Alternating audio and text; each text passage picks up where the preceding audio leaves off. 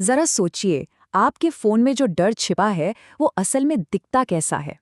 देखिए, पुरानी हवेलियों और सुनसान रास्तों का हॉरर तो हम सब जानते हैं, पर आज हम बात करेंगे डिजिटल दुनिया के उस डर की जो हमारी ऐप्स और कैमरों के अंदर बसता है। तो चलिए, आज इसी की पड़ताल करते हैं कि ये मॉडर्न हिंदी हॉरर आखिर इतना असरदार क्यों है। देर रात काम के बाद घर लौटते हुए ये ख्याल तो हम सबके मन में कभी ना कभी आता ही है ना।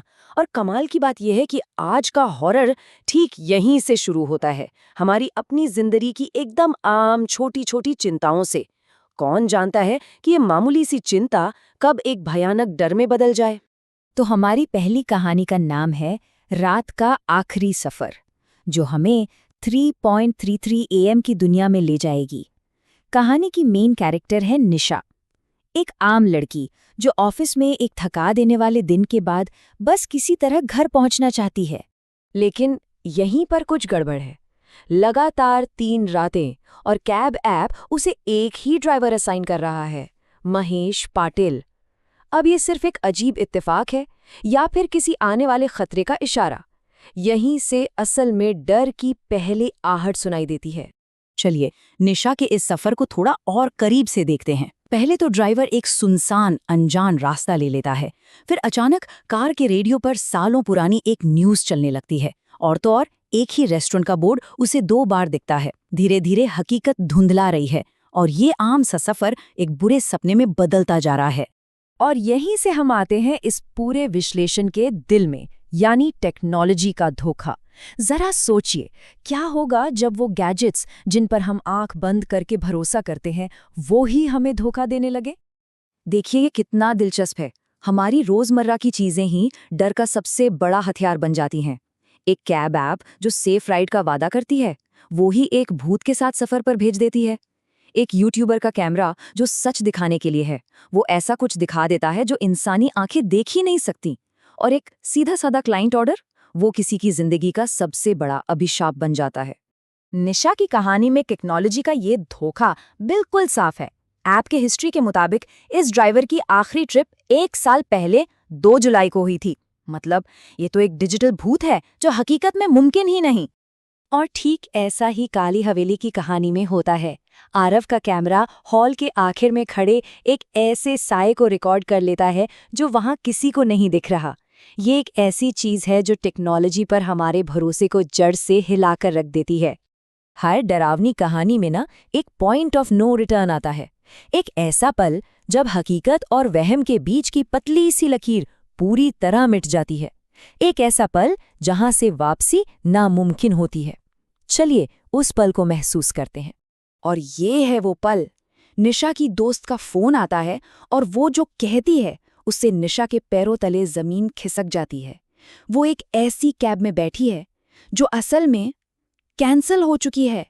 तो फिर वो है कहाँ और किसके साथ है?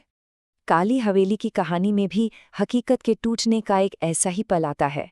लेकिन इससे पहले कि हम जाने कि क्या हुआ, जरा सोचिए उस कैमरे ने आखिर में ऐसा क्या रिकॉर्ड किया होगा जिससे सब कुछ बदल गया। सच इतना भयानक है कि रोंगटे खड़े हो जाएं। फुटेज से पता चलता है कि आरव का दोस्त निखिल हवेली से कभी भागा ही नहीं था।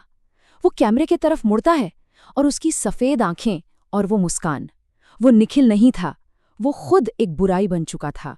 एक दोस्त हमेशा के लिए खो गया। 3:33, ये सिर्फ एक वक्त नहीं है, ये एक जाल है। एक ऐसा पल जहां वक्त जैसे थम सा गया है और ये किरदार हमेशा हमेशा के लिए उसी एक पल में फंस कर रह गए हैं। कहानी खत्म हो जाती है, पर डर खत्म नहीं होता। अब बात करते हैं उन अटके हुए सायों की जिनका खौफ कहानी के बाद भी जिंदा रहता है। और यही तो मॉडर्न हॉरर की सबसे बड़ी खासियत है। यहाँ कोई बचकर नहीं निकलता। डर एक ऐसा दाग बन जाता है जो कभी मिटता नहीं। किरदार या तो एक लूप में फंस जाते हैं या फिर खुद उसी डर का हिस्सा बन जाते हैं जिससे वो लड़ रहे थे। और वो ड्राइवर महेश, असल में वो कोई विलन नहीं बल्कि खुद एक शिकार है। एक ऐसी आत्मा जो ठीक 1 साल पहले हुए एक एक्सीडेंट में मर गई थी और तब से अपनी उस आखिरी अधूरी यात्रा में हमेशा के लिए अटक गई है। काली हवेली में भी आखिर में कोई नहीं जीतता। आरव उस घटना के बाद हमेशा के लिए गायब हो जाता है और निखिल, वो खुद उस हवेली का नया भूत बन जाता है। लेकिन अब आता है कहानी का सबसे डरावना सवाल। जब निशा रियरव्यू मिरर में देखती है तो उसे अपनी गर्दन पर खून की एक पतली लकीर दिखती है। इसका क्या मतलब है? क्या निशा भी एक आत्मा है? क्या वो शिकार नहीं बल्कि उस ड्राइवर की ही तरह उसी रात में फंसी हुई एक और रूह है? ये ख्याल ही डर को एक बिल्कुल नए लेवल पर ले जाता है। तो इन कहानियों को समझने के बाद हमें क्या पता चलता है? चलिए आज के इस मॉडर्न हॉरर के उन नए नियमों को डिकोड करते हैं जो इसे इतना ज्यादा असरदार बनाते हैं। ये है आज के हॉरर का 4 स्टेप का फॉर्मूला। पहला, कहानी को एक बिल्कुल आम रोजमर्रा की सिचुएशन से शुरू करो। दूसरा, टेक्नोलॉजी के किसी भरोसेमंद टूल जैसे ऐप या कैमरे को ही विलन बना दो।